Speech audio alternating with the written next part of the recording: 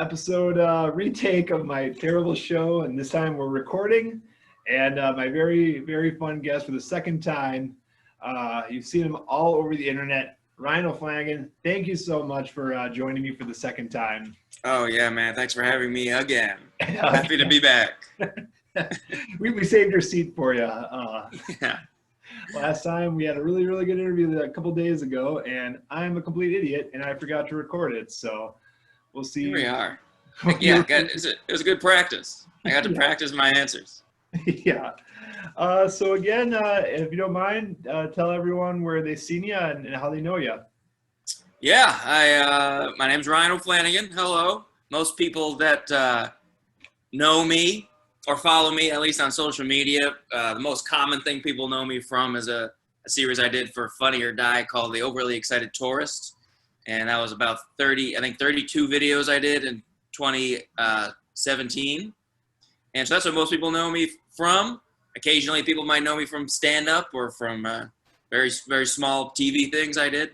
But the vast majority of people that know me are from, these online sketches I used to do a few years ago. And you said that you would do them in the towns that you happen to be like touring in or performing in. Did it just start off as a joke, or did Funny or Die actually approach you with this idea? Yeah, so the first one of those videos I ever did was on Hollywood Boulevard. I live really close to Hollywood Boulevard, the Walk of Fame. So that was the first one I did, was on the Hollywood Walk of Fame, and it was supposed to be just a one-off sketch to put on my Facebook.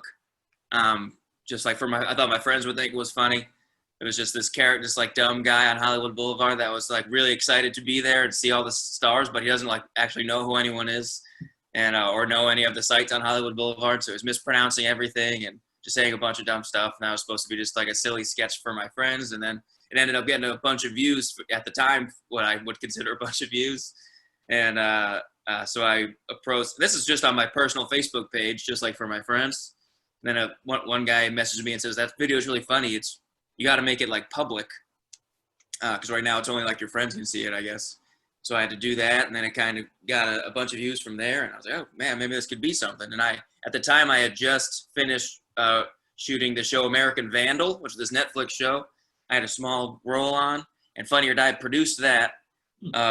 So at the rap party, I think the rap party was like either the next day or 2 days after I had put out that Hollywood Boulevard sketch. Which got like I think 100,000 views, which at the time was the most views I've ever gotten on anything. So I approached like the head of digital content at Funny or Die, and I was like, hey, I put out this video that did pretty well the other day. Would you guys be interested in working together, putting out a few more of those?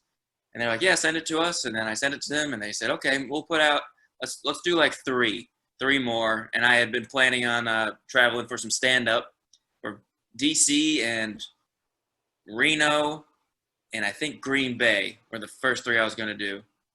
And I put those out. And the Reno one was the third one, and that ended up getting like 3 million views, which is by far the most I've ever had on anything to this day that I've ever done.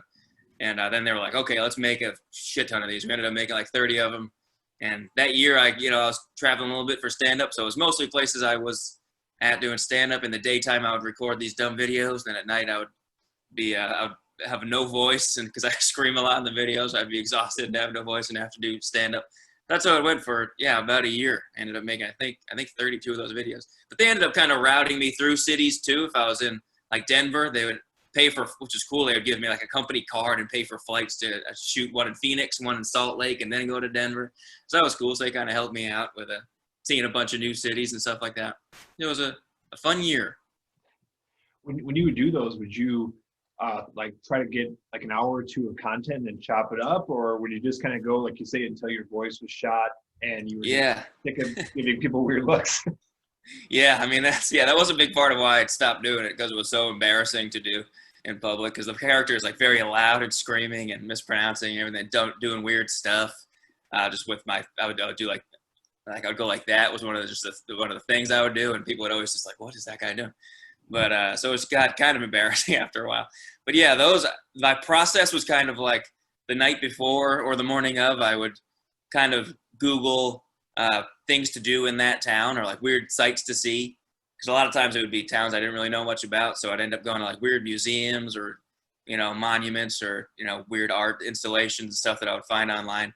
And then, bang those out. And then I would also just kind of walk around, more popular downtown areas, back when you could walk around popular downtown areas.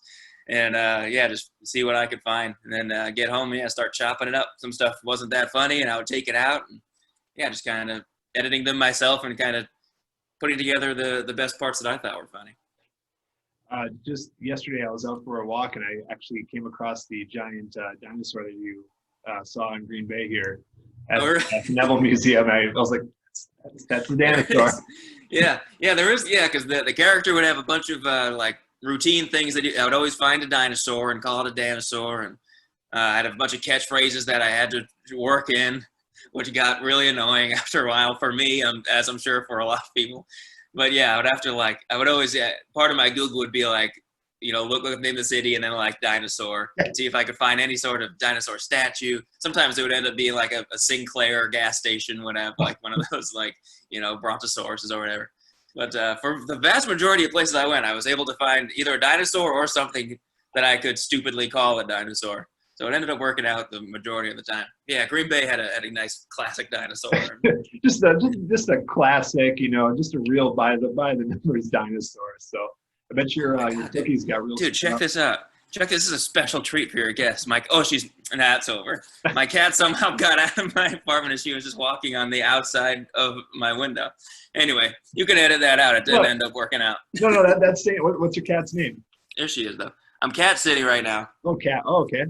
The cat's name is Cutie, which I don't approve of, so I've been calling her Judy, which I think is a more normal name. You can't just call a cat Cutie. That's a nickname.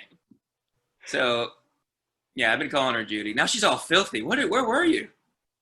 She's been escaping. She's been giving me heart attacks, this cat. But anyway, I'm a very lonely man, as you can probably tell. I live alone. It's been a long quarantine, man. Are you a cat person or a dog person? I'm a dog person, but I love this cat. I never thought I would really be much of a cat guy. I think part of it is the extreme loneliness I've been feeling in quarantine. But just coming home and having this cat to just talk at, it's been a saving grace, this cat. Thank you for saying talk at instead of talk to. Yeah, she doesn't say much back. Sometimes she does meow in response, and I'm like, did you understand what I just said? It's like a perfectly crafted meow right back to what I said. And she goes back, meow, meow. Yeah, she's like, meow, meow, meow. Before about your social strategy for putting out your content. If you don't mind, if you could go into that, because I thought that was really, really good. Yeah, I'm trying to crank out content still in quarantine. I've always, at least for the past few years, a lot of my stuff that I've made has been just filming by myself. All those tourist videos I would film just by myself on my iPhone 6. Flipped to reverse mode and just recording myself, and I enjoy recording by myself. You have more control, and you can do as many takes as you want, try a bunch of different things as you want without the fear of feeling stupid or saying anything dumb and trying a take that doesn't work. Who cares? No one's going to see it.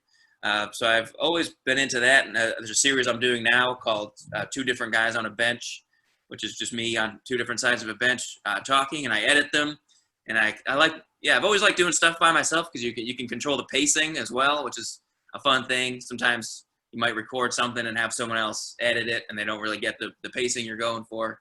So it's fun to have full creative control, which is kind of rare. But yeah, as far as my social media posting strategy, I do like to post somewhat regularly. The Two Guys on a Bench I'm doing right now is every Friday. For the next, I think there's only maybe 4 or 5 left. But yeah, I do that every Friday. And that started with my sketch group that I had back in the day called Dead Kevin. And we still are, technically we put videos out every once in a while, but one of the guys is off in Santa Barbara and has a kid. And everyone's kind of been, and quarantine hit, everything's been ruined. But we used to put a sketch out every single Monday for about 3 years. We had 151 sketches. I think we've done a couple more now, probably 155 or 56 total now. So if you want to go on YouTube and look up Dead Kevin, there's a whole ton of videos we did. But it really helped putting out a video every single Monday. It was hard because we all at the time also had full-time day jobs. It's 2011, 2012. But we would crank them out. And having a regular schedule like that, people started to expect a video. And that's how you kind of, I think, build a following. So if I had to give some advice to people that are trying to put out content online, I would say just have it doesn't have to be every week. But if you put out, you know, at the first of the month, or, you know, first and third of whatever, third weekend of every month, as long as it's a regular thing, people will start to expect it. And I think that kind of helps with the algorithm too. Kind of like, it kind of maybe kind of boosts stuff that's coming out in like a regular period. Right. So that helped us a lot. And that kind of jump started like a bunch of stuff for me. That's how we got like we got like our managers and stuff, and started booking more shows from that. So yeah, just doing like a regular thing. And also kind of just doing what you think is funny and not trying to fit any sort of what's popular and stuff like that. Right. We, I mean, the Dead Kevin stuff, we kind of, our process we would get high and we would just think of sketches together. We start spitballing together and eat a bunch of snacks and start spitballing. We very, very rarely write a sketch beforehand, before we started shooting. But we'd all meet up usually after work when we had our jobs and get high and start thinking of ideas. And that's just, yeah, as long as you're having like fun with your friends, it's so much easier to just crank out a bunch. We would end up filming like 3 or 4 in a night sometimes. And our camera guy would get high too, and he would kind of be like our director. And yeah, it's just like, that's kind of our process. What was, you mentioned you're like having full-time jobs. What was your last full-time job? Man, my last full-time job, I used to work at this. It was called a visa expediting company. And it was this company that we would work with bands, big-time bands, or, you know, musical acts. Big time, we would have like Rihanna and Bieber and Eminem, and people that have like huge crews. They could sometimes it'd be like 100 people because they have a bunch of dancers and musicians, and then the, you know, instrument techs and producers and managers, and sometimes just like posses. Like Bieber would have just a shit ton of just people hanging out. And so all those people would send us all their passports from when they were going through these like global tours where you have to get a bunch of different visas for different countries. And they would send it to our company, and we would get all their visas for them, because it's a long process to get a visa for a country. You got to fill out a bunch of stuff, and it all has to be done perfectly, or else it gets rejected. And if one person gets rejected from one country for some mistake on an application, then the whole like tour is ruined. So the company we were good at, you know, applying for visas. We just crank out a bunch of visas for a bunch of passports and then send them back to the bands, and then they could tour. So I was doing that for a while. I was just like an admin. I was the lead India guy. Ooh. Yeah, because the India applications would take so long that it needed its own department. So I was the head of the India department. So I know if any of your followers need an India visa, I know what I'm doing. I think it's been a few years. That was the last full-time job I had. I kind of liked it, man. I had like an assistant by the end. I was lead admin, and I had like an administrative assistant who would help me out. I was like, God, I have an assistant. You just quit that when your Funny or Die stuff just started getting too huge? Well, I got fired from that. Why'd you get fired? You were head of India. I know. I was a lead India guy, and they did end up like a couple months later, even like I think like 6 months later, they had like a huge India project, and they like reached out to me like, "Do you want to come in for a couple weeks and like help with this India stuff?" And I was like, "No, I don't. You fired me. Leave me alone." But I had 2 out of 3 weeks in July of 2014. I remember I had 2 out of 3 weeks that I had to be out of town. One for a Dead Kevin New England tour. We did like a week of shows in New England. We're all from New England, so we had like a bunch of people coming out to these shows that we ended up booking. And then another one was Just for Laugh Comedy Festival in Montreal, which is this big stand-up festival that I got accepted to and I could not miss. So I couldn't miss either of those. So I had to tell my supervisor, and those were both pretty like, at least the Montreal one was pretty last minute, finding out that I got booked on that. It was going to happen in like 2 weeks. So I had to tell my supervisor I have to be out of town 2 out of the next 3 weeks. And they said, you can't, that's too much time off. You have to choose one of those weeks. And I said, I can't, I have to miss both those weeks. And they said, you're fired. But it wasn't like an angry firing. They were sad about it. And they threw me a goodbye Subway sandwich party. like a bunch of those, like the catered, just like tiny little Subway sandwiches. And it was sad. My boss cried. Wow. You know? So it's like, yeah, it was a sad thing. But yeah, they fired me. Then I was a Postmate for 2 years after that. I did Postmates, and then that went until early 2017. I think was the last time I did that. So yeah, I've been without a day job now for about 3.5 years, getting by on stand-up and little acting stuff and stuff. which is the dream. So, you know, I'm doing that. Plus, did you take a bunch of those like Subway sandwiches home with you and live off of that? Yeah. For a week? Yeah, so I was able to save money for a couple of weeks just eating stale Subway sandwiches. Meatball marinara.